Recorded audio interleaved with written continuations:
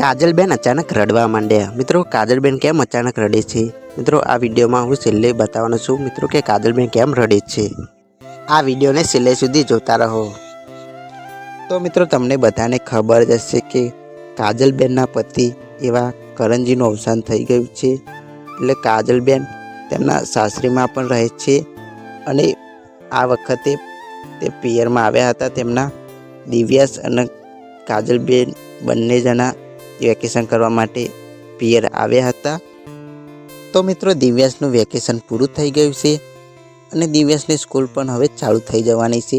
એટલે કાજલબેન તેમના ફરી પાછા સાસરી જાય છે, દિવ્યાસ અને કાજલબેન બંને જણા।